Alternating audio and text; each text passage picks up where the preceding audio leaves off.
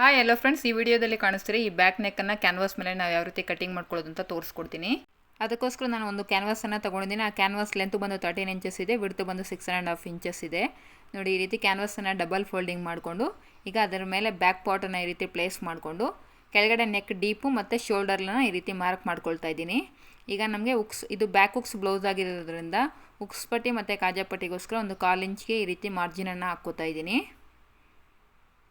ಈಗ ನಮಗೆ ನೆಕ್ ಬಿಡ್ತು ಬಂದು 4 ಇಂಚಸ್ಗೆ ಮಾರ್ಕ್ ಮಾಡ್ಕೊಳ್ತಾ ಇದ್ದೀನಿ. ನೋಡಿ, ಈ ರೀತಿ 4 ಇಂಚಸ್ಗೆ ಈ ರೀತಿ ಮಾರ್ಕ್ ಮಾಡಿಕೊಂಡು ನೋಡಿ, ಶೋಲ್ಡರ್ನ ಬಿಟ್ಟು ನೆಕ್ ಡೀಪ್ ಬಂದು 3 ಇಂಚಸ್ಗೆ ಈ ರೀತಿ ಮಾರ್ಕ್ ಮಾಡಿಕೊಂಡು ಇಲ್ಲಿ ಒಂದು ಬಾಕ್ಸ್ ಶೇಪನ್ನು ಈ ರೀತಿ ಡ್ರಾ ಮಾಡ್ಕೋಬೇಕು. ಈಗ ಅದರ ಕೆಳಗಡೆ 3/4 ಇಂಚ್ಗೆ ಈ ರೀತಿ ಒಂದು ಮಾರ್ಕ್ ಮಾಡಿಕೊಂಡು ಈ ಬಾಕ್ಸಲ್ಲಿ ನಾವು ಈಗ ನೆಕ್ ಶೇಪನ್ನು ಡ್ರಾ ಮಾಡ್ಕೋಬೇಕಾಗುತ್ತೆ. 3.5 ಇಂಚಸ್ಸು ವಿಡ್ತನ್ನು ಡ್ರಾ ಮಾಡ್ಕೊಳ್ತಾ ಇದ್ದೀನಿ. ನಿಮಗೆ ನೆಕ್ ಬ್ರಾಡಾಗಿ ಬೇಕು ಅಂದರೆ ನೀವು 4 ಇಂಚಸ್ನ ಇಲ್ಲಿ ಮಾರ್ಕ್ ಮಾಡ್ಕೋಬೋದು. ನಾನಿಲ್ಲಿ ನೆಕ್ ಬ್ರಾಡ್ನೆಸ್ನ ಕಡಿಮೆ ಮಾಡೋದಕ್ಕೋಸ್ಕರ 3.5 ಇಂಚಸ್ಗೆ ಈ ರೀತಿ ಮಾರ್ಕ್ ಮಾಡಿಕೊಂಡು ಒಂದು ಬಾಕ್ಸ್ ಹಾಕ್ಕೊಂಡಿದ್ದೀನಿ. ಈಗ ಮೇಲೆಗಡೆ ಬಾಕ್ಸಲ್ಲಿ ಈ ಆರ್ಮ್ ಸ್ಕೇಲನ್ನು ಯೂಸ್ ಮಾಡ್ಕೊಂಡು ನಾನು ಬೋಟ್ ಶೇಪನ್ನು ಡ್ರಾ ಮಾಡ್ಕೊಳ್ತಾ ಇದ್ದೀನಿ. ನಿಮ್ಮ ಹತ್ರ ಈ ಸ್ಕೇಲ್ ಇದ್ದರೆ ನಿಮಗೆ ಈ ಶೇಪ್ಸನ್ನು ಡ್ರಾ ಮಾಡ್ಕೊಳ್ಳೋದು ತುಂಬ ಈಸಿ ಆಗುತ್ತೆ. ನೋಡಿ, ಈ ರೀತಿ ಈಗ ಕೆಳಗಡೆ ಬಾಕ್ಸಲ್ಲಿ ಬಂದು ಕೆಳಗಡೆಯಿಂದ 1.5 ಇಂಚಸ್ಗೆ ಈ ರೀತಿ ಮಾರ್ಕ್ ಮಾಡ್ಕೋಬೇಕು. ಈಗ ಔಟ್ಸೈಡ್ಗೆ ಇಲ್ಲಿ ಚಿಕ್ಕದಾಗಿ ಒಂದು ಲೈನ್ ಹಾಕ್ಕೊಂಡು 1/2 ಇಂಚಿಗೆ ಈ ರೀತಿ ಮಾರ್ಕ್ ಮಾಡ್ಕೋಬೇಕು. ಈಗ ಇದೇ ಸ್ಕೇಲನ್ನು ಯೂಸ್ ಮಾಡಿಕೊಂಡು ಇಲ್ಲಿ ಕೂಡ ಒಂದು ಕರ್ವ್ ಶೇಪನ್ನು ಈ ರೀತಿ ಡ್ರಾ ಮಾಡ್ಕೋಬೇಕು.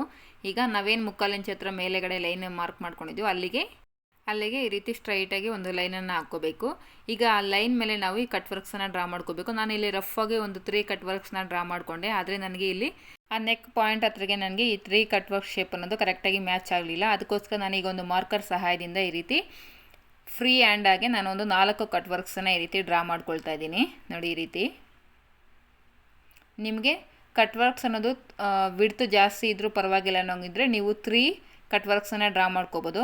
ನನಗೆ ಇಲ್ಲಿ ಕಟ್ ವರ್ಕ್ಸ್ ವಿಡ್ತ್ ಕಡಿಮೆ ಇರಲಿ ಅಂತ ನಾನಿಲ್ಲಿ 4 ಕಟ್ ವರ್ಕ್ಸನ್ನು ಈ ರೀತಿ ಡ್ರಾ ಮಾಡಿಕೊಂಡು ಈ ರೀತಿ ನೆಕ್ ಶೇಪನ್ನು ಡ್ರಾ ಮಾಡಿಕೊಂಡೆ. ಈಗ ಎಕ್ಸ್ಟ್ರಾ ನಮಗೆ ನೋಡಿ ಔಟ್ಸೈಡ್ಗೆ ಈ ರೀತಿ 1 ಇಂಚಿಗೆ ಈ ರೀತಿ ಎಕ್ಸ್ಟ್ರಾ ಈ ರೀತಿ ನೆಕ್ ಸುತ್ತೂರನ್ನ ಈ ರೀತಿ ಮಾರ್ಕ್ ಮಾಡ್ಕೋಬೇಕು.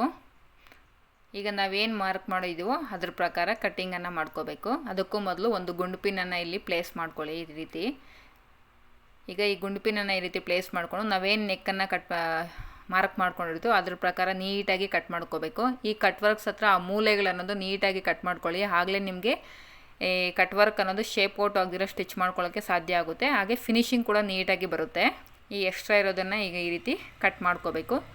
ಈ ನೆಕ್ಕನ್ನು ಓಪನ್ ಮಾಡಿ ನಾವು ಲೈನಿಂಗ್ ಮೇಲೆ ಪ್ಲೇಸ್ ಮಾಡಿದಾಗ ಯಾವ ರೀತಿ ಕಾಣಿಸುತ್ತೆ ಅಂತ ನೋಡಿ. ಈ ವಿಡಿಯೋ ಇಷ್ಟ ಆದರೆ ನಿಮಗೆ ಲೈಕ್ ಮಾಡಿ ಫ್ರೆಂಡ್ಸ್.